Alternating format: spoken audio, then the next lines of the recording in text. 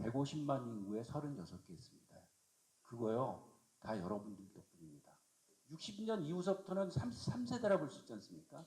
그 사람들은 우주를 보고요, 비즈니스를 할 때 글로벌로 갑니다. 대덕이 지식의 생태계가 되고 지식의 생산지가 돼가지고 세계적으로 이름을 날 수 있고 역할을 할 수 있는 그런 곳이 돼줄 때 지식인으로서의 과학자, 그걸 우리가 추구해 나가야 되지 않을까. 대덕단지, 특히 대전 이 지역을 중심으로 해가지고 한국 과학이 어떻게 앞으로 가야 될 거냐, 그리고 그동안에 국가과학기술연구의 어떻게 보면 중심지로서 역할을 했던 대덕연구단지, 대덕특구본부 이쪽이 앞으로 지금까지는 어떤 성공을 거뒀고 앞으로는 그러면 뭘 지향해야 되고 어떻게 역할이 뭐가 돼야 될 거냐, 이런 논의가 정말 요즘 와서 활발해지고 있습니다. 그래서 저도 연구단지에 30년 넘게 일하고서 느낀 게, 어떻게 보면 이제는 한번 변화를 줘야 될 때가 왔는가 보다 하는 생각을 합니다. 그래서 사실 올해 들어서 불과 한 두세 달 사이에 그와 유사한 토론, 또 포럼, 이런 게 벌써 몇 차례 있었습니다. 대전에서도 그렇고 또 국회에서도 그렇고. 그래서 그런 걸 보면서 여기 계신 대부분의 선배님들하고 또 회원분들이 사실 여기 우리나라 전체적인 걸 지금까지 끌어오신 분들이고, 또 지금까지 과학연구단지 또 대덕연구단지에서 일을 하시면서 우리나라의 발전에 많은 기여를 하셨었는데, 이제는 아마 어떤 변화를 우리가 줘야 되는 건가 하는 거를 논의를 본격적으로 하면서, 그동안에 가졌던 정말 많은 논의가 있었습니다만은 그동안에 가졌던 어떤 한계점, 또 이제는 지금까지 유지해왔던 그 틀이 가지는 문제점, 이런 것들을 같이 한번 논의를 해가지고 바꿔야 될 그런 시점이라고 생각을 합니다. 그래서 오늘은 특별히 사실은 보면 연구단지에 직접적으로 과학을 전공하시거나 이런 분은 아니지만 아마 대덕연구단지에서 우리나라의 과학이라든가 특히 대덕의 과학에 관련돼서 이분보다 더 많이 고민하시고 전체 역할을 확대하기 위해서 노력하시는 분이 없을 것 같아요. 오늘 특별히 대덕 내에서 이석봉 대표님을 모시고 그동안에 우리나라 과학이 도전을 해서 정말 아무것도 없는 상태에서 도전을 해서 이룬 것이 무엇인지, 그리고 앞으로 나갈 거는 무엇인지 하는 것을 같이 고민해 보는 자리를 오늘 마련했습니다. 그래서 이게 전부가 아니고 또 다른 또 출발점이 되겠지만 오늘 여기 자리해 주신 많은 분들께 앞으로 조금 더 저희가 관심을 가지고 우리나라가 이제 정말 선진국으로 진입을 해서 나아가려고 하면 지금까지 했던 역할에 비해서 앞으로 우리가 뭘 해야 될 건가 하는 것을 진지하게 논의하는, 또 진지하게 다시 한번 성찰해보는 그런 기회를 가졌으면 합니다. 오늘도 이렇게 아침 일찍부터 나와주신 모든 분들께 깊이 감사드리고요. 전 놀랍게도 저 대전시청에 문국장님 같은 경우에 출장 갔다가 오늘 아침에 귀국하셨는데 아침에 일로 오셨어요. 하여튼 그 열정에 너무 감사를 드립니다. 그리고 그런 열정이 어떻게 보면, 박수 한번 부탁드릴까요? 사실 직접 연구를 하신다기보다 어떻게 보면 과학기술 행정을 하고 계시지만 그런 열정이 어떻게 보면 앞으로 저희가 올바른 방향으로 가는데 큰 밑거름이 되고 또한 방향차를 제시해 줄 거라고 생각을 합니다. 오늘 또 많은 분들 좋은 의견, 또 좋은 주제 발표, 그리고 좋은 토론이 있기를 바라면서 여러분들의 적극적인 또 참여를 기대하겠습니다. 네, 감사합니다.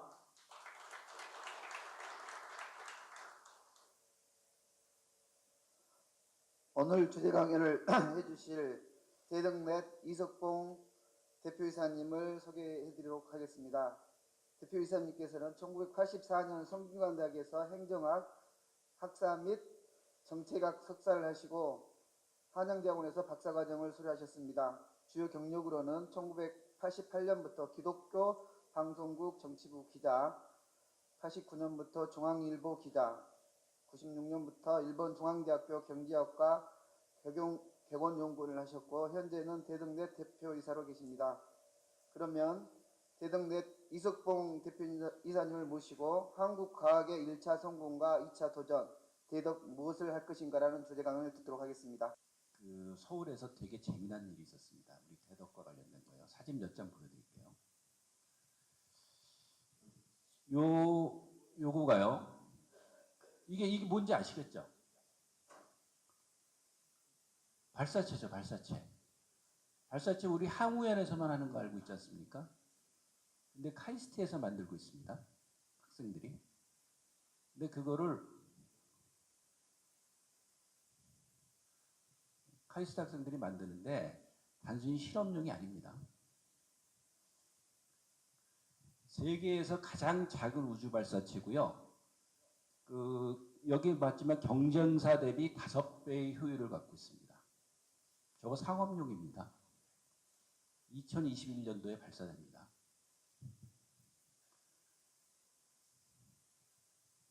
세상에서 가장 작고 저렴한 위성 발사체 페리지. 카이스트 학생들이 하고 있습니다.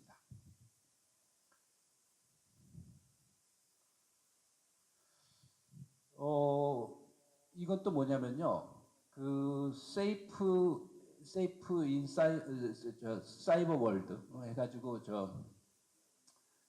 해킹 같은 거 사이버 보안하는 회사예요. 카이스트에서 만들었습니다.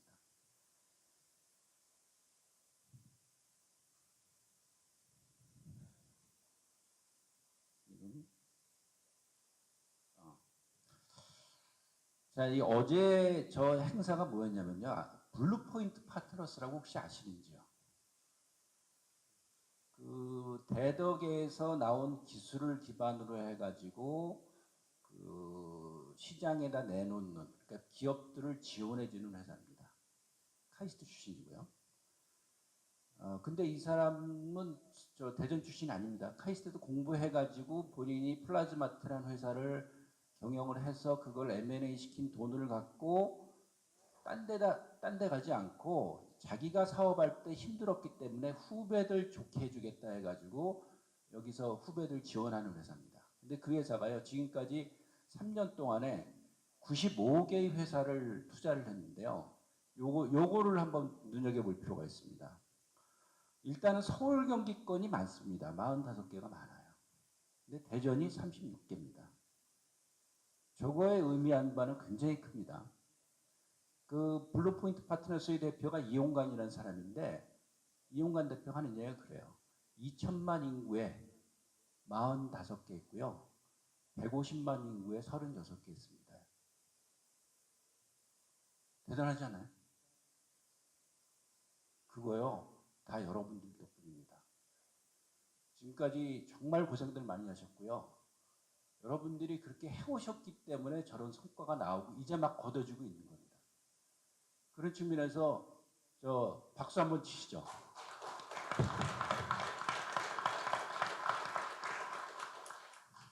정말 고생들 많이 하셨고요.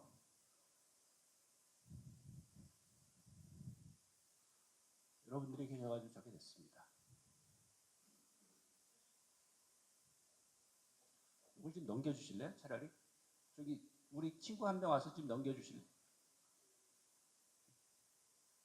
이게 잘 안 되네.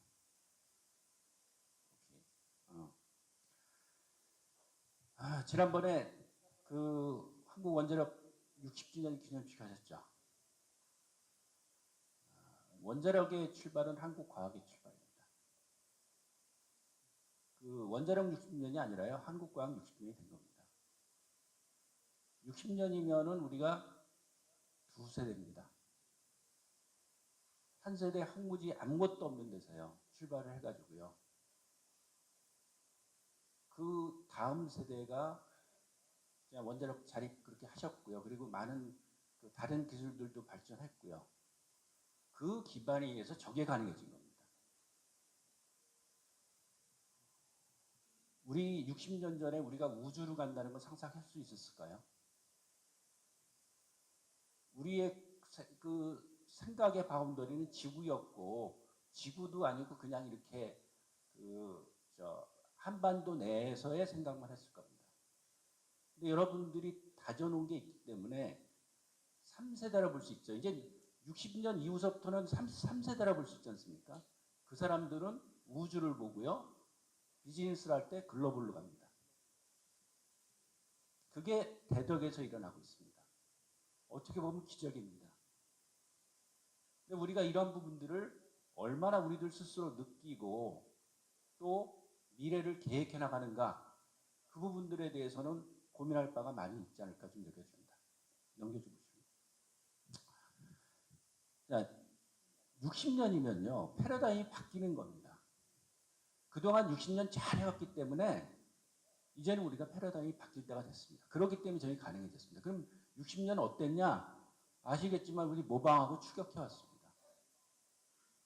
근데 이제는요 모방하고 추격 가지고는 성이 안 찹니다. 새로운 걸로 나가야 됩니다.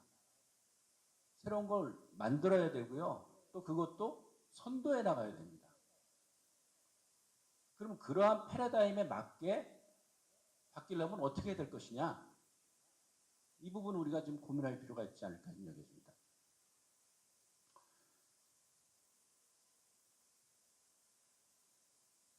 과연 우리들이 연구를 해나가고 내 인생을 꾸려나가고 이러면서 과연 내는 주인이었는가 종이었는가? 한국 사회는 주인이었는가 종이었는가? 세계 과학사에 있어가지고 또 세계 정세에 있어가지고요. 그동안은 아마 저희는 주인은 아니었던 것 같습니다. 남들이 해오던 거, 또 남들이 하라는 거, 그냥 이게 수동적으로 하는 게 많았지, 내가 주도적으로 하진 않았다고 생각되는데, 이제는 그것들을 좀 바꿀 때가 되지 않았나 좀 여겨집니다. 그래서 지금 우리가 세계를 리드해 나가기, 이제 우리가요 세계를 리드해야 될 때가 됐습니다. 세계가 가는데 우리가 그냥 따라가는 데가 아니라 팔로잉 하는 게 아니라 세계를 우리가 이끌어가야 되는데, 이끄는 사람들의 공통점이 뭐냐 하면 질문을 많이 한다는 것 같더라고요. 근데 질문인데 그 여러 질문이 있지만 그 중에 하나의 질문이 뭐냐면 나는 누구인가에 대한 질문이 굉장히 많은 것 같아요. 나는 누구고 우리는 누구고, 그래서 우리가 어떻게 나가야 될 것이냐, 이 부분들인데, 우리가 며칠 전에 이제는 우리 대덕클럽에서 있을 때 장문희 회장께서 말씀하시더라고요. 지피지기도 중요하지만 부지기가 일어났을 때 어떤 일이 일어나냐, 그걸 알 필요가 있다. 손자병법에 보니까 저렇게 돼 있더라고요. 나를 모르고, 아니 상대를 모르고 나를 모르게 되면은 매번 싸울 때마다 위험하다는 얘기를 해요. 근데 그러니까 상대를 먼저 알으라는 얘기를 하거든요. 나를 알기 전에 상대를 먼저 알고 그 다음에 나를 알아라, 이렇게 얘기를 하는데 왜 그럴까? 상대를 안다는 건요, 나의 주관적인 것만 갖고 하지 말고 객관적인 것 갖고 판단하라, 그 의미인 것 같아요. 근데 우리는 되게 지기할 때는요 주관적인 어떤 내 중심의 사고를 하거든요. 그런데 지피를 하게 되면요 내 중심의 사고를 해가지고는 100점 필패입니다 진짜. 그래서 늘 객관적인 판단을 하고 그래야 되는데, 그러기 위해서 필요한 것 중에 하나가 뭔가 이렇게 봤더니요, 과학 분야에 있어서요, 한국 과학사도 중요한데요, 일본 이웃나라 일본이나 중국의 과학사가 굉장히 중요하더라고요. 왜 그런가 이렇게 봤더니요, 일본이나 중국이나 한국이나 공통점은 뭐냐면 근대 과학에 있어가지고 후발자들입니다. 특히 우리는 후발자죠. 우리의 과학은 말씀드렸지만 1959년에 출발했다고 봐도 과언이 아니지 않습니까? 우리가 해방 때 이공계 박사 수가 몇 명인지 아시죠? 해방됐을 때 이공계 박사 수는 10명 정도뿐이 안 됐습니다. 근데 그게 2010년도에는 얼마가 됐냐면 10만이 돼버려요. 인구는 2배 늘었습니다. 2,500만에서 5천만으로, 2,300만에서 5천만으로 2배가 늘었는데 박사는 10,000배가 늘었어요. 그거는 국가가 세워지게 되면은 인재들을 키운다는 겁니다. 자, 그런데 여튼 우리는 근대 과학에 있어가지고 후발주자예요. 근데 일본도 후발주자예요. 그러면 저 사람들은 어떻게 해서 근대 과학을 받아들였을까? 이걸 한 번은 우리가 질문해 볼 필요가 있지 않을까 느껴지더라고요. 근데 보게 되면은 과학자분들이 내 전공은 공부하시는 것 같아요. 근데 이 주변에까지는 눈길을 뻗치는 것 같더라고요. 근데 이제는 좀 더 펼칠 필요가 있지 않을까 좀 여겨지는데, 왜 그러냐면요. 아까 말씀드렸지만은 내가 궁금한데 나를 알기 위해서는 상대를 알아야 되더라고요. 그러니까 한국의 과학이, 한국 사회의 근대 과학이 뿌리내리기 위해서는 이웃 일본 나라는 그걸 어떤 식으로 근대 과학을 받아들였고 뿌리를 내렸는가,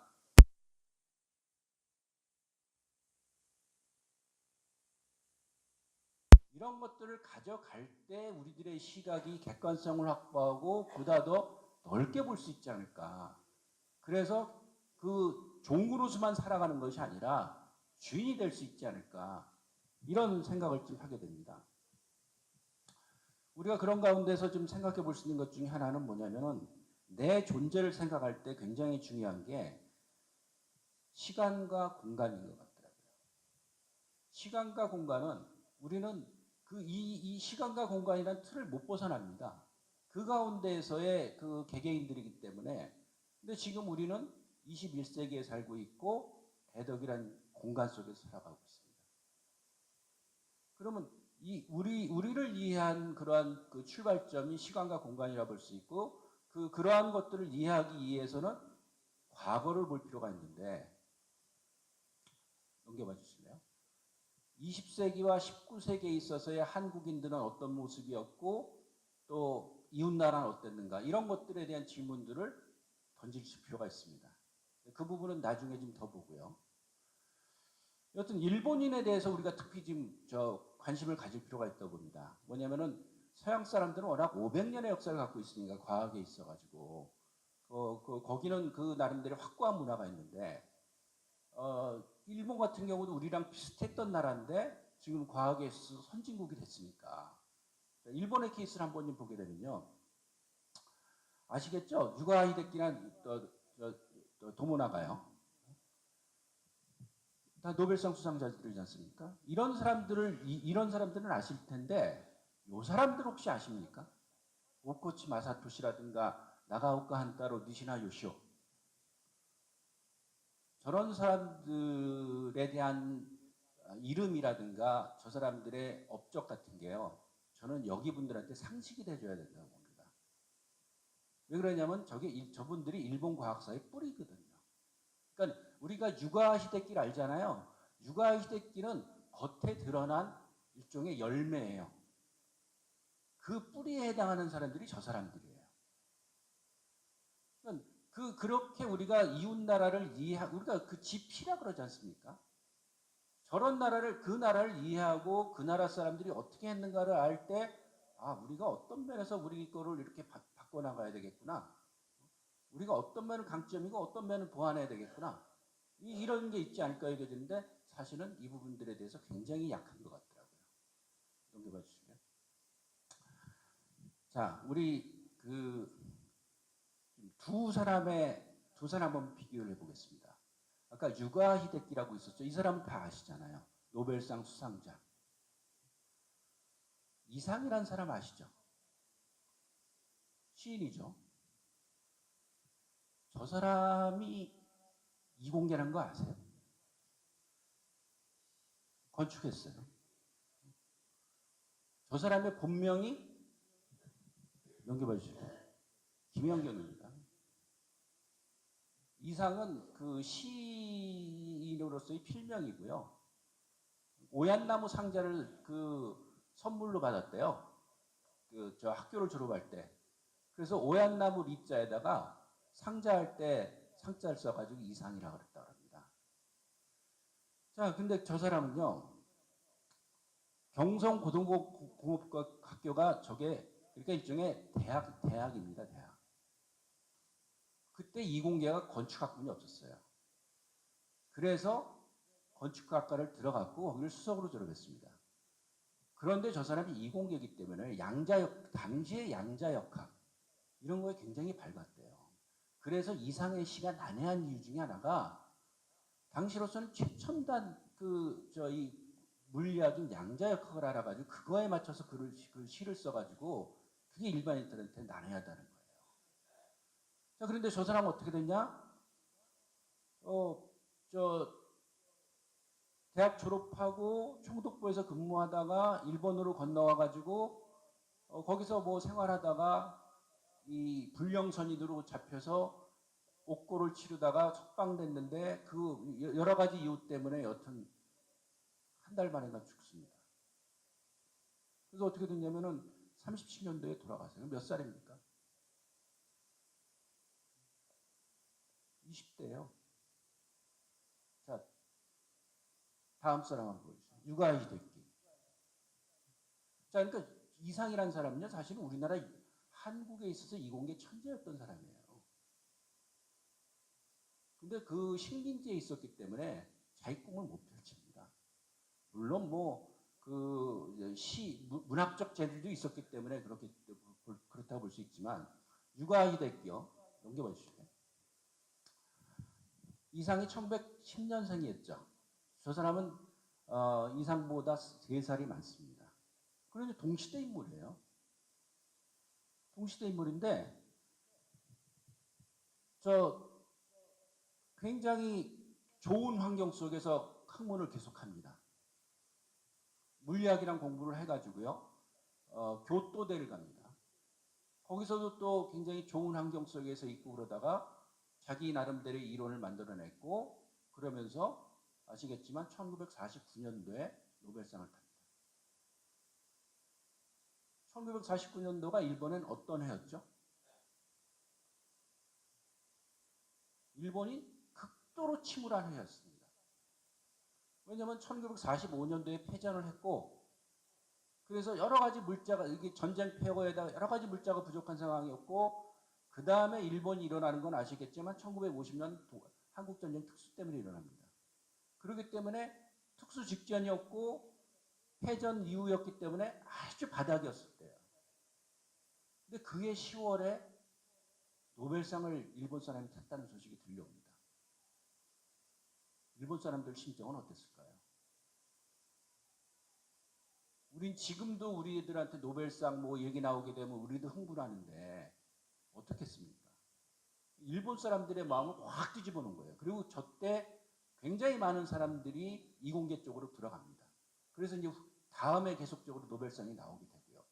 그래서 저 사람은 1981년도에 죽습니다. 이상은 20대에 죽게 되고요. 저 사람은 천수를 드립니다. 그리고 그 노벨상을 탄 이후에도 전 세계를 돌아다니면서 강의도 하고 또 일본에 대해서도 알리고 여튼 굉장히 역할을 많이 하고 죽습니다. 근데 저 사람이 성장하는 과정에서요. 저 아인슈타인이나 하이델베르크나 또 닐스 보어 같은 사람들 다 만났어요. 그 학창 시절에. 그런 사람들이 와가지고 일본의 그 이공계생들한테 강의를 했고 그러한 것들이 영향을 받아가지고 저 사람들이 노벨상 수상하는 데 도움이 됐고요. 그 시대에 같이 살았던 우리나라 사람들은 아예 접근도 할 수 없었죠. 그러니까 과학이라는 게 어떻게 보면은 우리가 그 전공 지식이란 거를 갖고도 접근할 수 있겠지만 저렇게 그 사람들의 애환이 담겨 있고 아무리 재능이 있어도 식민지 국가에서는 펼칠 수가 없었다. 근데 이제는 우리가 독립국가가 돼가지고 이제는 우리가 마음대로 이렇게 할 수 있는 그런 시기가 됐다. 자, 그러면은 과학자분들의 마음이 단순하게 시키는 일만 하게 됐었을까 하는 생각도 듭니다.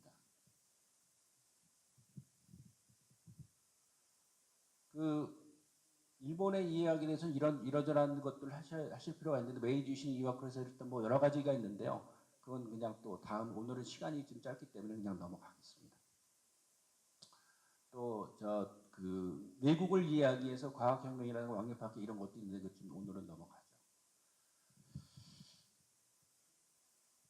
그 가운데에서 아까 우리 얘기하고 그랬지만 한국과학 60년이라고 이렇게 말씀드렸는데 정말 우리 그 선배들이라고 봐야 되겠죠. 어르신들이라고 볼 수 있는 분들 정말 대담한 투자들 하셨습니다. 1959년도에 원자력 연구소 만들면서 그 전에 이제 유학생들 보냈고 원자력 연구소 만들면서 정말 예산의 상당 부분을 거기다 썼지 않습니까? 그리고 1966년도에도 그 키스트는 뭐예요? 결국은 우리가 피 팔아서 만든 연구소 아니겠습니까? 월남전 그 파병의 대가로 연구소 받아가지고 우리가 해왔고요. 그래서 그때 정말 사명감 갖고 일했고 그것이 잘 되니까는 바로 7년 뒤에 그 이 대덕단지 만들자. 대덕단지 만들자 그럴 때 그 1인당 GNP가 얼마였습니까? 400달러였어요. 400달러는요. 지금 세계에서 400달러 GNP 하는 데가 어디 있죠? 우리가 기억할 만한 데가 어디 있을까요? 거의 없을 겁니다. 그러니까 굉장히 빈국인데 그 상태에서 과학을 하겠다고 그것도 단지를 만들겠다고 얘기를 합니다. 그렇게 씨앗을 뿌려놓은 것이 지금 3만 달러의 출발점 기틀이 됐고요. 이제 그 위에서 아까 말씀드렸던 페리지라든가 이런 회사들이 나오면서 우주를 보고 있고 또 세계를 보고 있고 그렇습니다. 이러한 부분들을 우리들이 얘기를 해야 되지 않을까 싶은데 그 가운데서 저는 대덕단지를 한 20여 년 이렇게 지켜보고 그런 가운데서 굉장히 안타깝게 느끼는 점이 바로 저 점입니다. 과학자가 지식인이 되어야 되는데 저는 과학자가 그냥 전문인이 된 경우를 많이 봤어요. 전문인과 지식인의 차이가 뭘까? 이렇게 본다 치면 지식인은 자기가 주체적으로 활동합니다. 아닌 건 아니라 그러고요. 긴 건 기라 그러고요. 그리고 이게 맞다 싶으면 갑니다. 분리해도. 근데 전문인은요. 유분리를 따지더라고요. 유리한 쪽으로 가려고 그러고요. 그리고 아닌 것도 불리하다 싶으면 눈을 감고요. 그리고 주도적으로 하기보다는 시키는 일을 하더라고요. 저는 대덕이 아까 우리가 패러다임이 바뀔 때가 됐다 이런 말씀을 드렸는데 이제는 정말 주인으로서 주체로서 변신할 때가 되지 않았나 생각됩니다. 그동안 우리가 추격혁명이기 때문에 답이 정해져 있었지 않습니까? 이미 서양 사람들이 문제 풀어놨어요. 그거를 물론 우리나라에 맞춰나가는 쉬운 일이 아니었죠. 그러기 위해서라도 정말 몰입을 했어야 됐고 그랬는데 이제 그것까지 잘해왔습니다. 근데 이제는 그 이상을 우리가 좀 봐야 되지 않을까 하는 생각을 좀 하게 됩니다. 자, 그러기 위해서 지식인으로서의 과학자 또는 이 주인으로서의 과학자가 되기 위해서 필요한 게 뭐냐? 전문인으로서의 과학자는요, 그냥 정해진 답 내지는 그 정해진 그런 교과서 그 부분만 우리가 파면 됩니다. 근데 지식인으로서의 과학자는요, 이게 훨씬 더 범위가 커집니다. 역사의식이라든가 철학이라든가 품격이라든가 시대정신이라든가 이런 아마 익숙하지 않은 단어들에 대해서 익숙하지 않은 개념들에 대해서 보실 필요가 있습니다. 그런데요. 익숙하지 않기 때문에 불편할 것 같죠. 그렇게 생각하실 수도 있는데요. 거꾸로입니다. 내 자신이 자유로워지신 걸 아마 느끼실 겁니다. 주어진 틀에서만 활동하던 내가 아니라 정말 세상이 어떤 위치로 돌아가고 있고 어떻게 앞으로 앞날이 전개될 것이며 그 가운데에서 힘을 합쳤을 때 어떤 일들이 벌어질 것인가 아마 이 부분들에 대한 일종의 깨달음이랄까요? 이런 것들이 오시면서요. 훨씬 더 자유로우실 겁니다. 지식인이 된다는 건요. 정말 뭐라 그럴까 그 호모사피엔스로서 누릴 수 있는 굉장히 큰 특권이 아닌가 여겨집니다. 그러기 위해서 우리들이 가져야 될 게 시대정신과 공동체의식 글로벌, 이제는 우리가 글로벌 가야죠. 그다음에 이제 미래지향적으로 가야 되지 않을까 좀 여겨지는데요. 넘겨봐 주시죠. 그런 것들은 이제 우리가 종속적 존재에서 주도적 존재가 된다는 거고, 또 수단에서 이제 주체가 된다는 거고, 부품이라 표현을 우리 생각했지만 우리들 스스로가 이제는 혼자서 움직이는 게 아니라 같이 움직여 나가는 시스템으로 움직이는 그런 부분들을 좀 얘기한다고 볼 수 있을 것 같습니다. 자, 그럼 이제 무엇을 할 것인가 이 부분에 대해서 좀 주로 말씀을 좀 드리겠습니다. 넘겨보시죠. 더하기 빼기 곱하기 나누기 요거 좀 하시면 좋을 것 같아요. 우리가 뭘 더하고 뭘 빼고 뭘 곱하고 뭘 나눌 것이냐 이 부분 한번 좀 생각을 좀 해본다 치면은 뭘 더하면 좋을까요? 더하기는 뭘까요? 지식인으로서의 과학자입니다. 더한다는 건 뭘까요?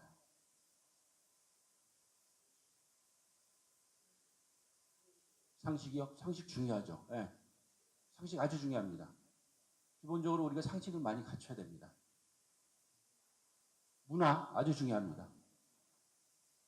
융합이요? 그렇죠. 예. 서로들 간에 전문 지식이 됐을 때 융합이 가능해지는 거죠. 소통도 중요하고요. 정치 들어가야죠. 예. 요즘 말이에요. 사람들이 특히 이공계 분들 같은 경우 이렇게 하게 되면요. 저는 굉장히 놀랐는데 얼마 전에 천안함 사건이 일어났을 때 중앙일보 기자가 글을 썼어요. 여기 천안함 사건 저희 서해 수호의 날 그 행사했을 때 문 대통령이 대구 갔거든요. 근데 중앙일보 기자가 썼어요. 트럼프가 이래저래 얘기가 있지만 그 사람이 정말 꼭 챙기는 건 뭐냐면은 전사자에 대한 예우다. 전쟁 영웅에 대해서는 이 사람이 모든 시간을 빼놓고 거기 간다. 미국은 그런 정신이 있다. 근데 한국은 그런 게 없다. 그런 글을 써가지고 제가 그거를 사람들한테 포워딩을 시켰거든요. 그랬더니 어떤 그룹에서 정치적인 얘기는 올리지 맙시다. 저는 굉장히 쇼킹했어요. 아니 우리가 왜 공부하지? 왜 살아가지? 이 공동체가 제대로 되려고 살아가는 거고 공부하는 건데 그냥 내가 부자만 되면 좋은가? 그러니까 굉장히 가치 혼란이었어요. 정치 중요합니다. 더 할 게 많아요. 예? 예. 그러죠. 예. 그러니까. 편향으로 느낀다는 게 제가 문제라고 보는 거예요. 뭐 그럴 수도 있는데 뭐 여러 가지가 있을 거예요. 넘겨봐 주실래요? 예. 뺄 게 있습니다. 뺄 게 있어요. 그럼 과연 우리가 뺄 게 뭔가 이걸 한번 좀 생각해 볼 필요가 있는 것 같아요.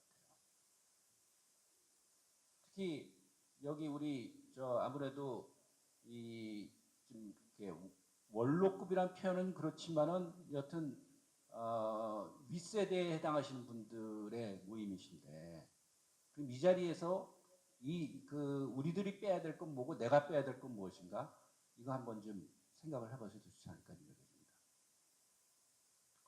곱할 거 있죠. 뭘 곱해야 될 것인가, 곱하면 어떤 결과가 나올 것인가 이 부분들도 한번 좀 생각을 하면 좋지 않을까 여겨집니다. 곱하면 좋을까요, 나쁠까요?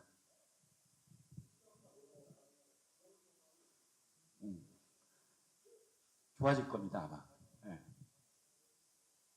나눌 게 있습니다. 자, 다시 다음 거 해주실래요? 저는 이렇게 봤어요. 더할 거 일단 지식을 더하면 좋을 것 같아요. 그건 뭘까? 학습입니다. 학습인데 그 학습이 개별 학습도 있겠지만은 공동 학습이 되면 굉장히 좋을 것 같아요. 근데 공동 학습에 있어서 그럼 뭘 할까? 저는 일단 독서 토론 같은 거 권합니다. 그 괜찮은 책들 몇 권 이렇게 저도 좀 이따 말씀을 드릴 텐데 그런 책들을 같이 읽으면서 그 정말 이 어떤 세상에 대한 인식을 바꿔나가는 우리에 대한 인식을 바꿔나가는 그러한 일들 필요하지 않을까 좀 여겨집니다. 뺄까요? 일단 어깨에서 힘을 빼야 되겠죠. 그리고 머리를 보다 더 말랑말랑하게 해야 되겠죠. 그런 부분들 저 있고요. 거펄가는 시너지 효과를 내기 위해서 모여야 되지 않을까. 힘을 모아야 되지 않을까. 나누는 건 우리가 이미 갖고 있는 지식이라든가 시간이 있으시지 않습니까? 이거를 좀 나누면 좋지 않을까. 이렇게 되는데. 한번 우리가 생각을 해봤어요. 대덕의 그 바람직한 모습이 뭘까요? 우리 지금 대덕이 앞으로 어떤 모습이 되면 좋으시라고 생각하세요? 우리 천 대표님 어떻게 생각하세요? 대덕이 어떤 모습이 되면 좋으실까요?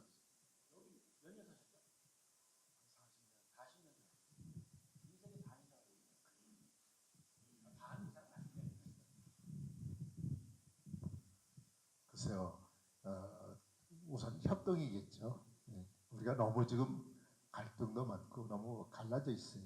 예, 우선 협동이 우선일 것 같습니다. 넘겨봐 주시면 우리가 여러 개 생각할 수 있을 것 같은데 저는 대덕이요 지식 공동체가 되면 좋겠다. 전문가들의 집단이 아니라 지식인 공동체가 되면 좋겠다. 전문가들의 집단 하게 되면요 내 거 챙깁니다.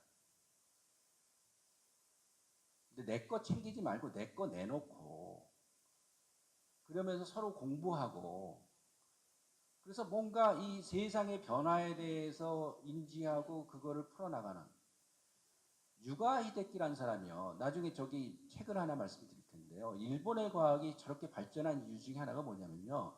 일본 과학의 독자성이 있었습니다. 유가 히데키가 뭐라 그랬냐면요.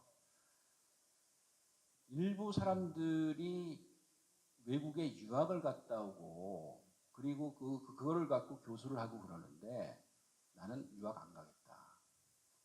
나는 일본 내에서 계속 공부해서 내가 국제적으로 유명해진 다음에 나가겠다. 그 얘기를 합니다. 저 책에서 이제 그런 내용을 읽는데 쇼킹했어요. 야, 일본 사람들이 이런 주체성을 갖고 있었구나. 그러니까 그냥 내 개인의 어떠한 그 안위만 생각한 것이 아니라 자신이 속한 일본 사회, 일본 지식인 그룹 이 부분들을 생각을 한 거예요. 그리고 그렇게 그 사람이 외국 안 나고도 공부할 수 있었던 이유는 뭐냐면요. 그런 동료들이 많았댔어요. 그러면서 서로 간에 지적 자격이 됐습니다. 그러니까 지식인 공동체가 있어가지고 그런 나름대로의 자기 정체성들을 그 사람들은 가질 수 있었던 거더라고요. 저는 여기가 많이들 배우셨기 때문에 이제는 그런 지식 공동체가 좀 될 수 있지 않을까. 그리고 여기는 아까도 말씀드렸지만 후학들도 좋은 친구들이 정말 많아요. 이 친구들이랑 같이 해나갈 때 그런 게 가능하지 않을까 좀 여겨집니다. 또 소비 생산은요. 지식 소비에서 지식 생산으로 가자는 겁니다. 우리가 지금까지 지식 소비를 했잖아요. 이제는요. 지식 생산을 해야 될 때가 되지 않았나요? 대덕단지의 파운더들이라 볼 수 있는 사람들 박정희, 최영섭, 오원철 이분들이 대덕단지 모아놓은 이유 다 아시지 않습니까? 그리고 저분들 덕분에 사실 우리가 여기 모여서 있는 거 아니겠습니까? 그 파운더들의 생각은 뭐였냐면요. 머리 좋은 사람들이 모여가지고 서로 교류하고 서로 이 자극 주고 공부하고 그래가지고 새로운 거 만들어내서 우리나라가 정말 세계적으로도 좀 리드하는 그런 국가가 됐으면 좋겠다. 이제는 우리가 지식을 생산할 때가 됐습니다. 외국에서 온 지식을 소비하는 거 정말 잘했어요. 그것 때문에 여기까지 왔습니다. 근데 이제는 우리도 목표를 지식 생산으로 좀 두실 필요가 있지 않나. 그럴 때 우리가 종속에서 자립으로 가겠죠. 그리고 현재 우리는 지금 각자 도생에 정말 다들 피곤합니다. 각자 도생이요. 혼자서는 좋을 것 같은데요. 시스템을 변화시키지 못하기 때문에 힘듭니다. 같이 힘을 모아서요. 이제 전략을 세워야 돼요. 대덕이라는 곳은 어떤 모습이 되면 좋을까? 그리고 그러기 위해서 우리 그룹이 할 수 있는 역할은 뭘까? 그리고 다른 그룹들과는 어떤 식의 전략을 가져갈 수 있을까? 어떤 식으로 서로 간에 협업할 수 있을까? 이런 부분들 하면서 해나갈 때 전략을 세우고 비전을 세우고 이렇게 해나갈 때 훨씬 더 우리들한테 오는 가치는 크다고 봅니다. 이젠 그거 해야 될 때가 되지 않았나 좀 여겨집니다. 그래서 이제 앞으로 생각할 수 있는 이 대덕에서 할 수 있는 것 중에 하나가 뭔가 이렇게 보면요. 과학산업입니다. 과학산업이 뭐냐면요. 기본적으로 연구가 가장 중심에 있다 치면은요. 그 전에 연구를 하기에 필요한 여러 가지 장비라든가 또 어떤 시약이라든가 또 내지는 시스템이라든가 이런 거 있고요. 그 다음에 연구에서 나온 산출물들을 갖고 그걸 갖고 비즈니스를 한다든가 또 그걸 갖고 교육을 한다든가 이렇게 할 수 있는 그러니까 과학을 중심으로 놓고 앞에 것과 뒤에 것들이 이루어지는 일종의 연관 산업 이걸 과학 산업이라고 볼 수 있을 것 같습니다. 근데 대덕은 뭐가 있냐면요. 과학 연구만 있습니다. 아직 앞에 것도 없고요. 뒤에 것도 없습니다. 그럼 이런 일이 벌어지면 어떻게 되냐면요. 여기에서 태어난 사람들이 다 여기에 정착을 못합니다. 카이스트 학생들의 99%가 서울 쪽으로 가는 가장 큰 이유 중에 하나가 그겁니다. 여기에 과학산업과 관련된 연관 산업 그런 게 없습니다. 그런데 이제는 만들 때가 된 것 같아요. 블루포인트 파트너스라는 회사가 그런 측면에서 굉장히 잘하고 있습니다. 그런 회사 칭찬해 주실 필요가 있고요. 정말 어제 그 스타트업들 페리지라든가 이런 회사들 보면서요. 저는 여러분들이 생각이 났어요. 아, 여러분들이 갖고 있는 전문 지식을 갖고 지금 스타트업들이 막 나오고 있거든요. 저 친구들 진짜 좀 도와주면 좋겠다. 근데 이건 또 있습니다. 나는 도와준다 그러는데 저쪽에서는 별로 도움으로 못 느끼는 경우가 많이 있어요. 오히려 힘든 경우가 있어요. 왜 그러겠어요? 내가 빼지 않았기 때문에 그래요.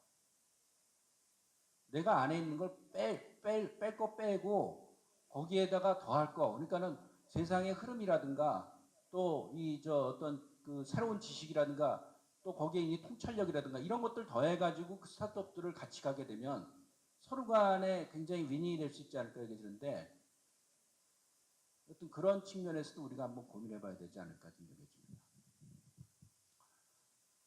여기 테스트베드 돼야 돼요. 여러분들이 다 한 분 한 분이요. 굉장히 전문가분들이기 때문에 여기 계신 분들이 테스트베드에 있어가지고 굉장히 유용한 그러한 리소스가 되실 수 있습니다. 근데 이게 우리가 지금까지 다 개별로 존재하고 있거든요. 그러다 보니까 안 되는 것 같아요. 그래서 여기 계신 분들도 그렇고 대덕단지 전체가 하나의 테스트베드가 될 수 있는 그런 환경이 되면은 세계의 중심 여기가 되죠. 정말 하고 싶은 일 중에 하나가 저거예요. 지식잔치예요. 여기에 굉장히 우수한 분들이 많이 계신데 이분들이 모여가지고 지식으로 노는 행위들이 우리가 없어요. 그냥 전공 지식만 갖고 있고 내 전공 지식을 자랑하는 일들은 있는데 그거를 놀이로 해가지고 서로 간에 새로운 지식에 대해서 정말 희열을 느끼고 또 그거를 서로 나누기도 하고 이런 게 지금까지 없었어요. 근데 이제는 만들어질 필요가 있지 않을까 얘기했습니다. 근데 그러려면 필요한 것 중에 하나는 일단은 우리들 스스로가 지적 호기심을 계속 가져가야 되고요. 그리고 나를 객관적으로 볼 필요가 있는 거죠. 그러기 위해서 내가 갖고 있는 것 가운데서 뺄 건 빼야 됩니다. 나를 낮출 건 낮춰야 됩니다.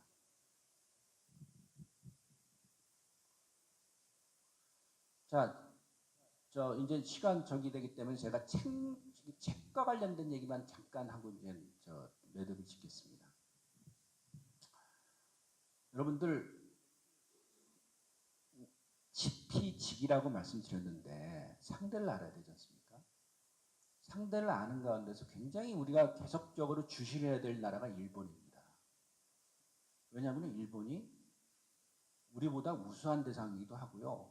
그 다음에 우리한테 상처를 준 대상이기도 하기 때문에 우리가 저 극복을 해야 돼요. 그럼 그쪽을 알아야 되거든요. 저는 여러분들 꼭 여기 한번 가보시길 바랍니다. 이게 저 한자로는 추적. 이거 일본 말로는 학이라고 그럽니다. 이 동네 혹시 갔다 오신 분들 계세요? 학이란 동네? 이건 저는 문제라고 보는 거예요. 왜냐면은 학이란 곳은요, 우리나라랑 뗄래야 뗄 수가 없는 관계를 지닌 곳입니다. 여러분들이 그렇게 미워하는 이토 히로부미의 고향이거든요.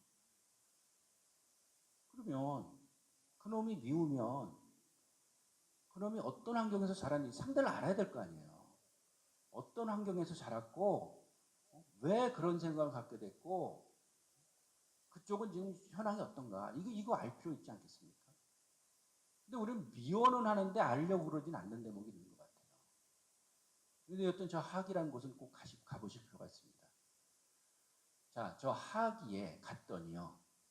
택시 운전사를 만나가지고 얘기를 좀 나누게 됐어요. 저분은 아시겠지만 택시 운전사입니다.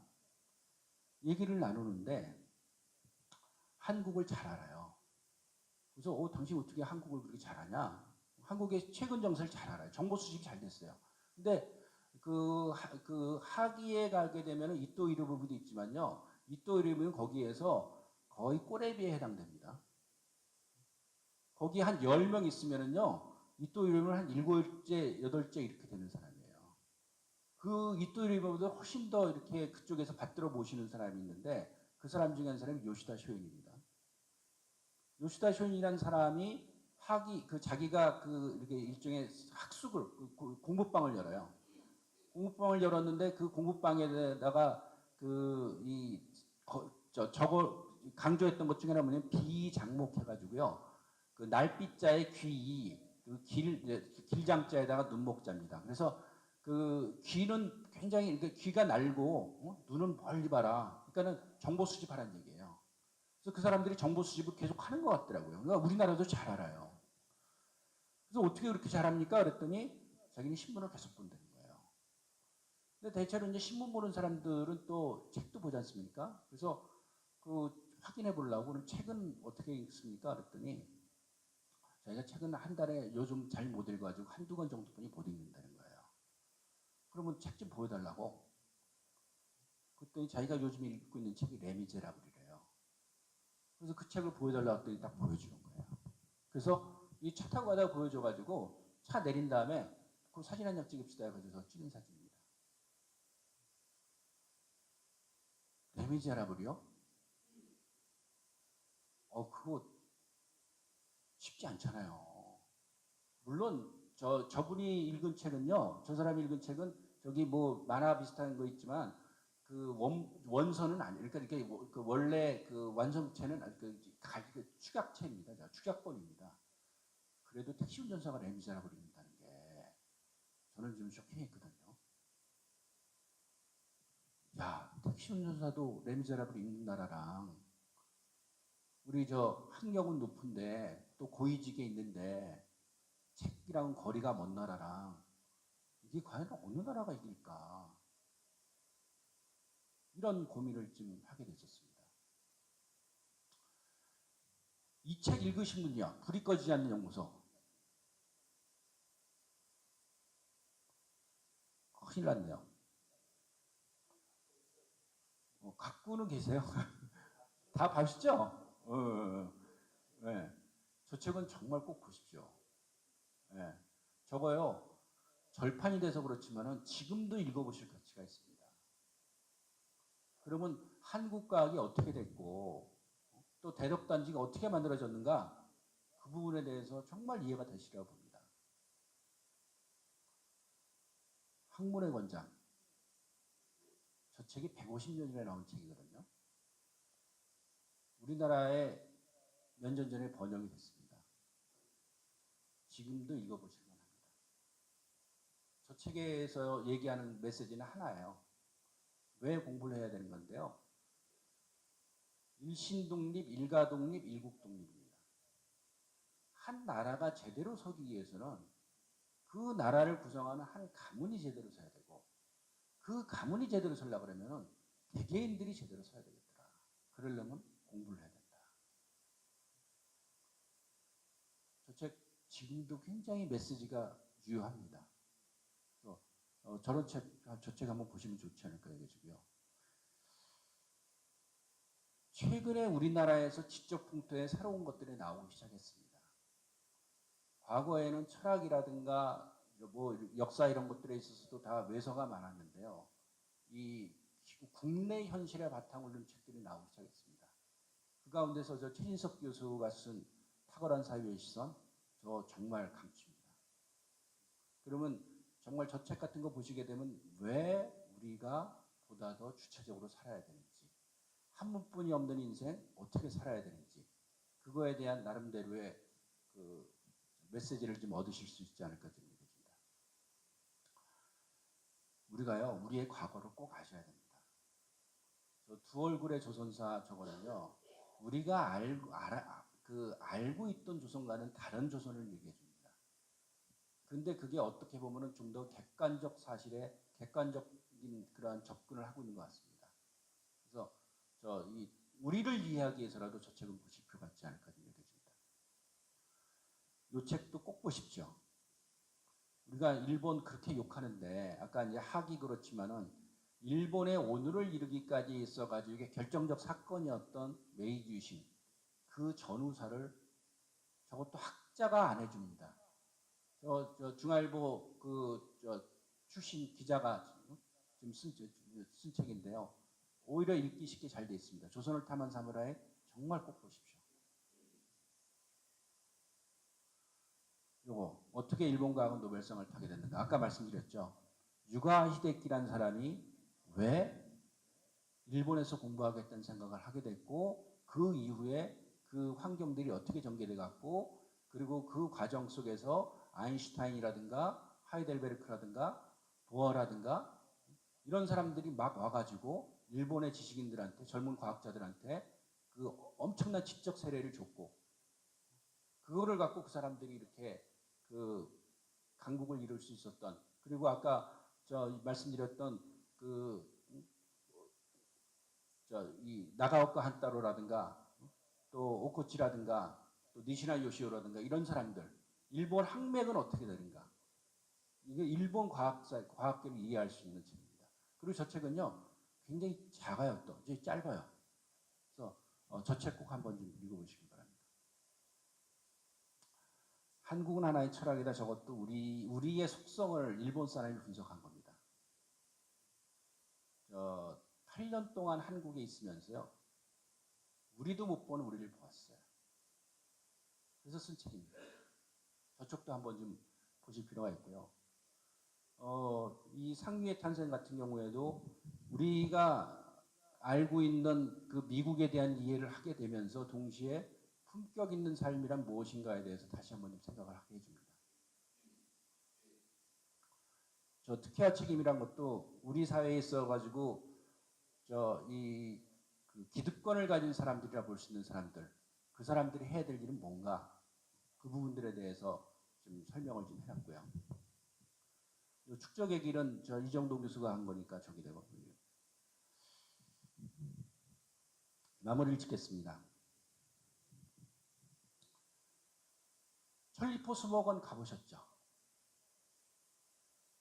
천리포 수목원을 만드신 분이 아시겠지만은 칼 페리스 밀러, 민병관이란 분이십니다. 그분이 돌아가시면서 말씀을 하셨어요. 요 뒤에 한번 사진 보여주실래요?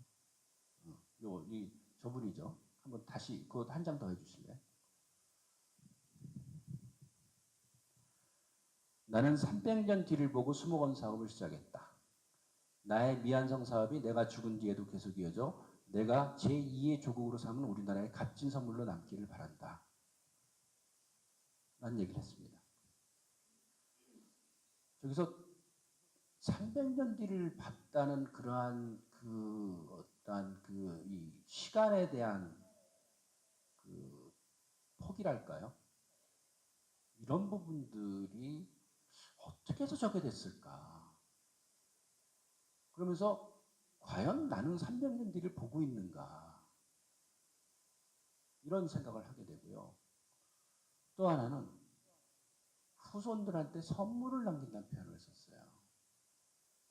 저 사람은 귀한 사람이지 않습니까? 여기 있는 우리는 대개 다 이 땅에서 태어났고요. 그럼 누가 더 이 땅에 있어서의 주인일까? 저는 그래도 태어난 사람이 더 주인이 아닐까 싶은데, 태어난 저는 사실 선물을 남기겠다는 얘기는 저 생각을 별로 못했었습니다. 근데 저 사람이 오히려 선물을 남기겠다는 거예요. 그래서 저 글을 보고 다시 고민을 하게 됐습니다. 과연 내가 후손들한테 남길 선물은 뭘까? 나는 그냥 이 땅에 있으면서 나 혼자 잘 먹고 잘 살고 그리고 가면 된다고 생각을 했는데, 오히려 이방인이 와가지고 이 땅에다 뭘 남기겠다고 그러는데,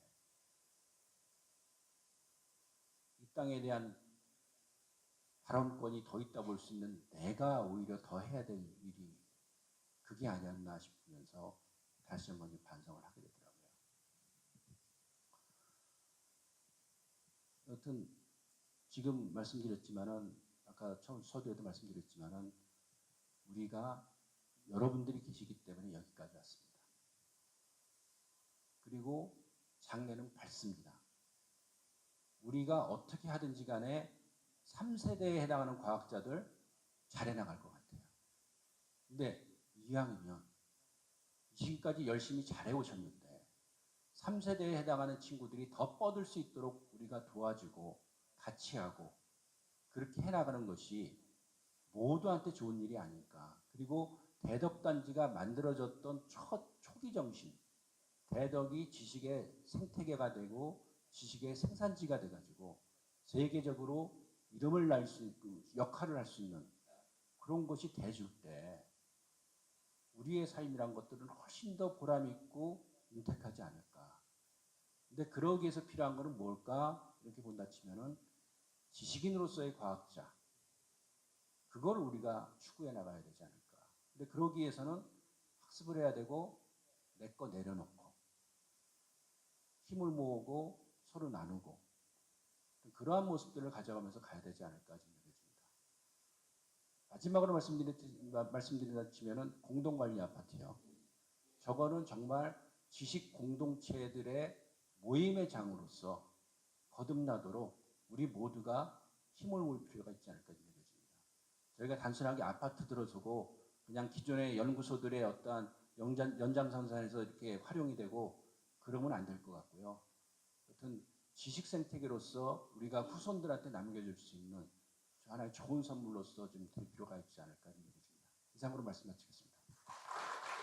말씀해 주신 거를 저희가 뭐 다른 논의보다도 대덕연구단지에 또 삶을 바쳤던 많은 선배님들하고 여기 또 여전히 살고 있는 우리들한테 뭘 생각해야 되고 이제는 어떤 점을 지향해야 되는가 하는 것을 알려주신 것 같습니다. 그래서 다시 한번 감사드리고요. 그런 관점에서 제 생각엔 평소에 이런 부분에 대해서 아마 많은 관심을 가지고 어떻게 나가야 될까, 또 어떻게 우리가 후배들한테 모범이 되어야 될까 하는 것을 노력하고 계신, 저는 제일 먼저 장현희 박사님께 한번 말씀을 좀 한번 부탁드리겠습니다.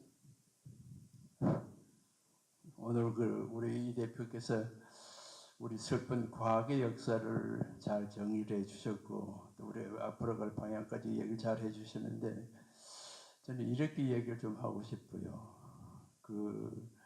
내가 누구인가 하는 질문. 독서에서 삼독이란 말이 있습니다. 삼독.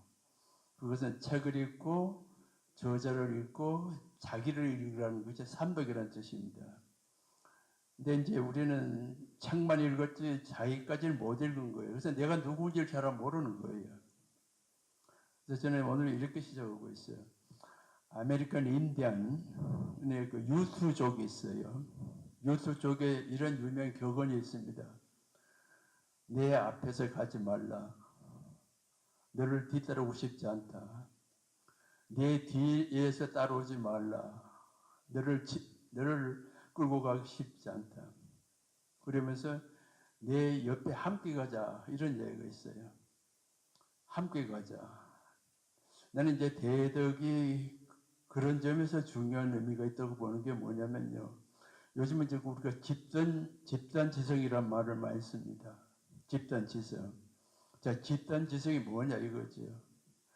나는 젊은 과학자와 노과학자가 함께 연구실에서 일하는 것이 저는 집단 지성이라 이렇게 얘기를 하고 싶은 거예요. 아까 그랬죠. 불 꺼지지 않는 연구소. 우리나라는 지금 연구실에서 일주일에 50시간 일을 못하도록 규제를 하고 있어요. 불을 끄라고 지금 정부에서 얘기하고 있는 실정이라고요. 자, 그러니까 젊은이와 나이 든 사람이 함께 일하는 것이 바로 집단 지성의 효과라고 이렇게 저는 보고 싶은 거거든요. 지난주에 서울에 이런 모임을 갔었습니다. 그 노벨상 추천위원이라는 게 있더라고요, 우리나라에 지금. 그래서 지난주에 서울에서 노벨상 추천을 하는데 두 사람을 추천을 하더라고요. 그래서 인증서를 줘요, 정부에서. 한 사람은 그 홍채를 연구하는 사람이고, 한 사람은 그 나노테크놀로지 하는 두 분을 정부에서 추천을 해서 하는데, 거기 이제 그 기재부 제2차관에 나왔더라고요. 그래서 제가 이제 저를 보고 축사를 하라 그래서 그런 이야기를 했습니다. 지금 북한에서 가장 대우를 받는 과학자는 핵무기 만드는 원자력 그런 사람이고, 남한에서 가장 부재접을 받는 사람은 저같이 원자력 거는 사람입니다 했더니 막 박수를 치면서 격려를 해 주시더라고요. 네? 그래서 제가 그랬습니다. 우리가 지금 엄청나게 어렵게 원자력 기술 작업을 했는데 이게 벌써 고사 직전에 와 있다. 그래서 정부에서 좀 지원을 해야 된다. 그 제2차관한테 제가 이제 그런 부탁을 하면서 제가 제2차관한테 준 자료가 하나 있습니다. 이 자료가 뭐냐면요. 제가 이제 우선 한번 참고를 들어보십시오. 제가 2016년하고 2017년, 2018년 노벨 과학상을 전부 제가 분석을 한번 해봤어요. 근데 2016년에 8명의 노벨상을 받았는데 평균 나이가 71.9세였습니다. 그리고 2017년은 9명이 받았는데 평균 나이가 75.2세였어요. 그리고 2018년은 6명이 받았는데 평균 나이가 72.3세입니다. 그래서 3년 동안에 거의 한 20몇 명의 노벨상을 받았는데 평균 나이가 73.1세였어요. 근데 여기에 65세가 두 사람이고 59세, 62세 한 사람. 그래서 65세 얘가 딱 네 사람이었어요. 이게 전부 65세 이상이었어요. 그래서 제가 물었습니다. 지금 대한민국에서 65세 이상으로 연구실을 지키는 대학 교수가 연구원이 몇 명이나 있느냐 이제.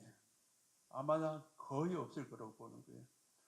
그럼 이 숫자만 보면은 우리는 영원히 노벨상을 받을 수 없다는 뜻이거든요. 사실은. 평균 73.13세예요. 자, 그래가지고 오늘 여기 노벨상 위원회에 와서 노벨상을 추천을 하는데 이런 걸 좀 자료를 좀 해달라고. 그래서 제가 이 자료를 줬어요. 그 차관한테. 그래서 연구를 할 수 있는 사람들, 대학 교수나 연구원들을 죽을 때까지 일할 수 있는 기회를 줘야 되는 거 아니냐. 당신들이 뭘 가지고 노벨상 운운하느냐고 제가 이제 이런 얘기를 해서 이 자료를 줬거든요. 우리 이 대표 이거 나중에 한번 참고해서 보십시오. 그래서 저는 정말 답답한 것이 도대체 그 많은 그 인력을 다 지금 썩히고 앉았거든요. 사실 오늘 이런 강의는 사실은 젊은 사람들이 와서 좀 들어야 돼. 현직에서 일하는 사람들이. 여기 다 지금 대부분 은퇴하신 분들 아니에요. 좀 젊은 사람들이 와서 듣고 뭔가 좀 반성을 하고 해야 되는 거 아니냐 이런 생각. 자, 그리고 아까 우리 이석동 대표께서 대덕의 모습을 어떤 모습이냐고 그런 질문하셨는데 저는 이렇게 대덕을 구원하고 싶고 우선 대덕은 외국인이 한 반쯤 사는 그런 연구단지가 됐으면 좋겠다. 그리고 자율성이 100% 보장된 그런 사회. 그리고 젊은이와 노인이 함께하는 집단 지성이 활동할 수 있는 그런 대덕으로 변했으면 좋겠다. 이런 얘기가 제가 하고 싶은 거예요. 근데 그런 기미가 전혀 안 보이는 거예요. 일본 리켄은 우리나라 키스트보다 49년이니까 먼저 생겼어요. 제가 리켄을 가보니까 거기는 심지어는 그 과제 책임자를 외국인만 뽑는 그런 과제가 다 있더라고요. 일본 사람 제하고. 그렇게 세계 오픈하고 연구를 하고 있어요. 자, 2차 대전에 독일과 일본이 패했습니다. 근데 2차 대전이 끝나고 굉장히 빠른 속도로 독일과 일본이 어떻게 저렇게 빨리 경제 성장을 했느냐. 딱 한 가지 이유예요. 전쟁 중에 과학자가 한 사람도 희생을 당하지 않았어. 그 과학자들이 전쟁 후에 그 패전을 아픔을 이기려고 엄청나게 열심히 넘어나옵니다. 그래서 하루아침에 독일과 일본이 세계 강국이 된 이유가 바로 과학자를 보호하고 과학자들의 실력을 그걸 가능하게 만들었거든요.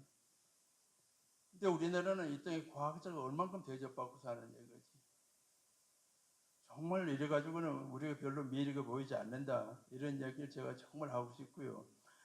600년 전에 세종대왕 시절에는 그 자료를 보면요. 그 아시아에서 첨단 과학기술을 가진 것이 중국이 4개가 있었어요. 근데 우리나라는 15개가 있었더라고. 그리고 일본은 하나도 없었어요. 그러니까 600년 전만 해도 아시아에서 가장 과학이 앞선 나라가 대한민국이었어요. 근데 우리나라 사이언스 사이언테이션 인덱스 아시죠? 1975년 우리나라 것이 한 편도 없었어요. 1976년에 처음으로 34건이 사이언스 사이언스 인덱스 우리나라 논문이 올라왔더래요. 그럼 불과 30년 전에 우리는 과학에 관한 자후중국이라는 뜻입니다. 지금은 1년에 4만 건이 올라와요. 기적이라면 기적이거든요. 그러니까 저는 정부가 조금만 좀 저런 해서 자율권 부여하고 이렇게 했으면 우리도 굉장히 빠른 속도로 일어나지 않을까 이런 생각을 해봐요. 그래서 저는 이런 계기를 통해서 젊은이들, 나이 든 사람들이 함께하는 그런 집단 지성이 좀 활발하게 하는 그런 제도 연구 단체가 됐으면 좋겠다. 이런 부탁을 하고 싶습니다. 예, 감사합니다. 예. 그러면은 아마 지금 이제 여전히 연구실에 있는 분 중에 하나로 우리 남승훈 회장님께서 지금 연구인 전체 연합회 그죠? 연구단지의 연합회장을 맡고 있는데 요즘 같은 이런 쪽에 굉장히 많은 활동을 하고 계십니다. 그래서 그런 관점에서 한번 또 어떤 생각을 하고 계신지 말씀해 주시면 감사합니다. 출연연 각기술인협의회 총연합 회장 남승훈입니다. 제가 생각이 정리가 좀 되어 있으면 30초 안에 말씀을 드릴 것 같은데 머리가 복잡합니다. 그래서 아마 길게 말씀을 드릴지도 모를 것 같아서 먼저 영수를 구하고 말씀을 좀 전해드리고 싶습니다. 먼저 오늘 이석봉 대표의 이제 그 발표를 들어보니까 제가 그냥 막연히 생각했던 대덕 무엇을 할 것인가에 대해서는 제 생각이 참 현리학적이고 낮은 수준에 있었구나라는 생각이 들었습니다. 그래서 우리 이석봉 대표의 발표를 듣고 상당히 저보다는 엄청난 몇 수 위의 수준의 발표를 듣고 많은 각성과 오늘 교육이 됐던 것 같습니다. 그렇지만 오늘 제가 생각했던 단편에 대해서 간단히 좀 전해드리고 싶습니다. 먼저 이제 출연료는 제가 볼 때 이제 4.0 시대를 열어가야 되는데요. 1970년에 이제 출연연이 설립되면서 기초를 닦은 시대가 1.0 시대라고 저는 봅니다. 그 이후에 이제 설립된 그 기초를 바탕으로 우리가 수출 산업을 지원하고 국가가 기술을 주도했던 시기가 출연연 2.0 시대라고 보고 있습니다. 90년대 후반부터 2000년 초에 프론티어 사업 등을 통해서 이제 선진국 추격형 사업을 했었죠. 이렇게 한 10년간 투자를 하다 보니까 우리가 선진국을 따라가고 일부 기술들 이제 세계 탑 수준에 올라간 기술들이 많이 발생했는데 이 시대를 저는 출연연 3.0 시대라고 봅니다. 지금은 이제 우리가 퍼스트 무브를 이제 가야 되는 출연연 4.0 시대가 되었는데 대덕은 이제 그러면 어떻게 변화해 가야 되느냐는 새로운 화두가 요즘 계속 던져지고 있는 것 같습니다. 그래서 국가 사회에 어떤 역할을 할 건가에 대한 심각한 이제 고민을 해야 되는 시기에 왔다. 그런 시대가 이제 출연연 4.0 시대가 아닌가 이렇게 생각하고 있습니다. 그 이제 대덕 특구는 사실은 대덕 단지는 정부 출연연으로서는 사실 맏형격이고 그리고 가장 많이 집단화되어 있는 지역이기 때문에 사실은 전국구죠. 대전 지역만 바라보고 연구를 하는 집단이 아니라는 겁니다. 그래서 전국적으로 과학기술에 대해서 커버해 나가기 위해서는 대덕이 어떻게 변화해 나가야 되는 건가에 대한 깊은 고민이 필요한 때라고 생각합니다. 또 한 가지 이제 인상 깊었던 것은 과학 산업을 활성화된다는데 저도 전적으로 동의하는 게요. 대전 지역의 젊은이들에게 가고 싶은 직장 설문조사를 했는데 첫 번째가 한화고 두 번째가 성심당이었다고 합니다. 그 성심당을 제가 폄하하는 게 아니라 성심당은 지역 재화 기업으로서 규모의 한계가 있지 않습니까? 그래서 대전 지역에서 수용할 수 있는 인력 한계가 있기 때문에 이거보다 훨씬 큰 산업군을 키워야 되지 않느냐는 게 제 생각입니다. 그러기 위해서는 대덕에 과학 산업이 좀 활성화되면 좋겠다는 겁니다. 그래서 대덕을 어떻게 하면 지금 현재 이렇게 분산되어 있는 것을 다시 레노베이션 하면서 기술군 아니면 산업군으로 소 지역별로 특성화시킬 거냐. 아주 좋은 전략이 필요한 것 같습니다. 그리고 제가 33년째 지금 대전에 살고 있는데 대전시장 선거를 여러 번 치르는 걸 봤습니다만 어느 시장도 대전의 기치를 내세우지 못하고 있더라고요. 우리 대전이 문화도시를 지향합니까? 과학도시를 지향합니까? 교육도시를 지향합니까? 뭔가 뚜렷한 게 없습니다. 시장으로 놓으면 어느 구에 뭘 하겠다, 어느 구에 뭘 하겠다 이런 아주 지역적인 정책 전략만 있고 전체적으로 대전을 어떻게 키워나가겠다는 전략은 보이지 않더라고요. 그래서 대전시에서 사실은 특구를 좀 많이 활용하는 게 더 필요하다고 생각하거든요. 그래서 특구를 좀 홍보할 수 있는 이 대전에 오면 특구에 AI 로봇이 이렇게 안내를 해주고 자기부상 열차가 특구로 돌아다니고 자율주행 자동차가 돌아다니는 이런 특화된 무슨 산업도 필요하지 않나 이렇게 생각하고 있습니다. 감사합니다. 예, 감사합니다. 아마 하실 말씀은 많은데 시간이 너무 제한되어 있어서 그런 것 같습니다.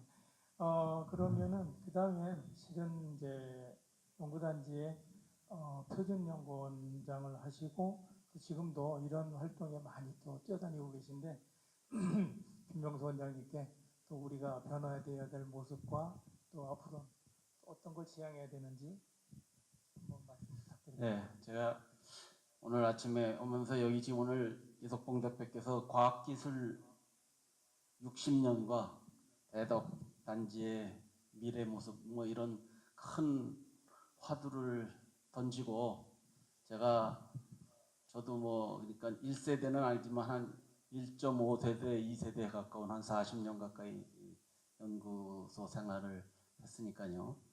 제가 대전에 온 게 77년이 처음입니다. 그러니까 이제 뭐 40년은 넘었는데 중간에 잠깐 공부하는 기간도 있었지만 어쨌든 많이 돌아보게 되는데 그래서 저도 이게 이런 우리 좀 철학적인 미래를 지향하는 이 대덕단지의 얘기를 하니까 한 1, 2분 좀 얘기를 하겠습니다. 우선 1세대, 2세대 우리 장인선 회장님 1세대 아마 분이실 것 같은데 1세대나 2세대까지 저까지만 하더라도 과학기술인으로서 연구자로서의 소명의식과 자긍심을 갖고 굉장히 진짜 뭐 요즘 말하는 워라벨이라는 용어를 저는 그 당시는 다 몰랐어요. 다 워크가 우선이지 뭐 라이프 생각할. 근데 요즘 젊은 사람들은 워라벨 굉장히 저는 그것을 비난하고 싶지 않고 당연한 추세라고 생각합니다. 그러니까 워크를 중심으로 해서 할 수 있게끔 분위기가 돼 있었기 때문에 이만큼 우리나라 사회가 발전되고 좀 살만해졌다. 뭐 이렇게 얘기를 하고 있어요. 근데 이제 요즘 3세대 연구원들 참 이제 어렵습니다. 뭐 경쟁도 치열하고 그렇다고 이 워라밸도 맞춰야 되고 그러면은 주변 여건이 좀 신나게 일할 수 있는 그런 환경을 해줘야 되는데 보면은 우리 때보다 그렇게 신나는 것 같지도 않고 여유가 없어요. 여유가 없다 보니까 지금 이런 자리에 우리 장 회장님 말씀하신 대로 젊은 사람 없다. 젊은 사람 올 여유가 없어요. 이게 참 안타까운 현실이죠. 그래서 어쨌든 이게 그러니까 누가 잘해야 되느냐 이런 걸 따지기 전에 대전시에서 지금 여기 우리 과장님도 계시지만 나름 그래도 우리 남 박사가 계신 예전에는 과학기술도 처음에는 문화도시였다가 과학기술도시였다가 지금 이제 과학과 문화가 있는 저도 뭐 그거에 자꾸 주장을 하지만 과학문화도시가 돼야 된다. 이렇게 저도 뭐 하면서 세계 과학문화 포럼이라는 이런 행사도 해서 과학과 문화를 그게 하나의 우리의 일상생활이 돼야 되는 그런 거를 좀 뭐 주장하고 있는데요. 어쨌든 우리가 전문인이 아니라 이제 지식인으로서 뭔가 사회에도 기여하고 이러기 위해서는 존중받고 존중하는 이 문화가 굉장히 중요한 것 같아요. 그래서 우리 과학기술인에 대해서 너무 외부에서 대우를 안 해준다, 뭐 사회적 인지도가 인식이 낮다, 뭐 이렇게 얘기하는데 저는 그거보다 앞서 우리들 스스로 선배를, 동료를, 후배를 서로 존중하는 이런 문화가 돼야 다른 단체들이 다른 집단에서 볼 때도 저 집단은 진짜 존중받을 만한 집단이다 이렇게 되는 그런 문화를 좀 먼저 우리끼리 존중하는 이게 좀 먼저 커가야 된다 이렇게 생각을 합니다. 예, 감사합니다. 아마 그동안의 연구단지가 이제 아까 쭉 역사적인 걸 말씀하셨습니다만은 중앙정부의 몫이었습니다. 사실 그동안엔 중앙정부가 집중 투자를 했고 이 자리까지 왔는데 이제는 아마 뭐 중앙정부에서도 대덕연구단지에만 투자할 수가 없는 형편이 됐단 말이에요. 전국 난리, 딴 데서도 똑같은 거 왜 우리는 안 만들어주느냐 이렇게 다 되고 그래서 이제 결국은 지금은 이제는 물론 뭐 여전히 주요한 역할은 중앙정부가 앞으로도 하겠지만 또 하나 거기에 가장 중요한 뭐 스테이크 홀더라고 할까요? 이게 저는 지방정부가 아닌가 하는 생각을 합니다. 지방정부의 그러니까 대전시가 어떻게 대덕연구단지를 앞으로 투자라기보다 지원을 하고 앞으로 끌고 가는 방향을 잡을 거냐. 대덕연구단지 정체성을 대전의 어떤 자산으로서 어떻게 육성시켜 나갈 거냐 하는 게 상당히 중요할 것 같습니다. 그래서 마지막으로 대전시청의 이용석 과학산업과장님 오늘 굉장히 후회하실지 모르겠어요. 괜히 오늘 이 자리에 왔다 내가 하실지 모르겠는데 그렇다 하시라도 앞으로 어떤 거를 대전시청에서 뭐 좀 방향을 지향하고 또 어떤 쪽으로 뭐 꼭 개인적인 소신이어도 좋습니다. 꼭 대전시의 입장이 아니라 개인적으로 볼 땐 이렇게 갔으면 좋겠다 하는 거 있으면 좀 말씀해 주시면 감사하겠습니다. 예, 감사합니다. 과학산업과장 이홍석입니다. 후회하기보다는 제가 지금 모르는 걸 많이 배우는 자리라서 굉장히 기쁘게 생각합니다. 사실 저희 과에서 오늘 6명 왔어요. 그래서 가장 젊은 나이 축에 가서 쳤다고 생각하는데 여러분들 선배님들이 남겨주신 것을 잘 이어받아야 된다는 어떤 역사적인 의무감을 좀 느낍니다. 또 과기부에서 왔으면 좋겠어요. 7월 15일자 온다고 하니까 이 모임을 좀 더 확대를 해서 과기부의 정책 결정자들도 고민을 해보겠습니다.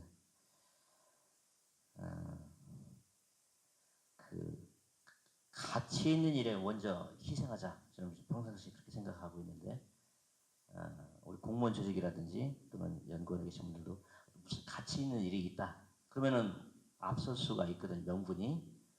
또 젊은 사람들은 또 생각이 달라져서 개인의 가치가 더 우선시되는 그런 문제가 있지만 그래서 저는 시나 출연료나 다 어떤 가치를 먼저 방향성을 제시해줘야 된다 그 생각을 하는데 어떻게 제시할까는 저는 이거 좀 제안하고 싶어요. 현재까지 한 50년 됐는데 2023 50년인데 그때까지는 주로 이제 대한민국 경제 발전을 위해서 많이 노력을 하셨지만 물론 지금도 글로벌화 많이 되었지만 앞으로는 유엔의 목표 또 지구촌의 목표를 달성하는 데 기여를 했으면 좋겠다. 유엔 SDG 예전에는 뭐 유엔 디벨롭먼트 골이었는데 요즘은 서스테이너블 디벨롭먼트 골인데 거기 에너지 문제, 그린하우스 이펙트, 뭐 빈부격차, 위생, 주택, 뭐 분쟁 등등 여러 가지 문제인데 그것을 과학기술로 어떻게 해결할 것인가를 우리가 선도적으로 좀 나갔으면 좋겠다는 생각이 들고요. 선도적으로 나가면은 아마 과학기술 분야의 표준을 대전에서 만들어가는 그런 방향성을 갖고 와야 되지 않겠나 그런 생각을 개인적인 생각입니다. 그러면 거기에 대전시는 무엇을 할 것이냐? 정책 방향이 지역과 지역의 혁신 주체 간의 네트워킹을 통해서 혁신 생태계를 조장하는 그런 분위기입니다. 전국이 다 합니다. 대전은 다행히 출연의 본원이 있기 때문에 저희 협력 활동 많이 강화하려고 노력을 하고 있고요. 그래서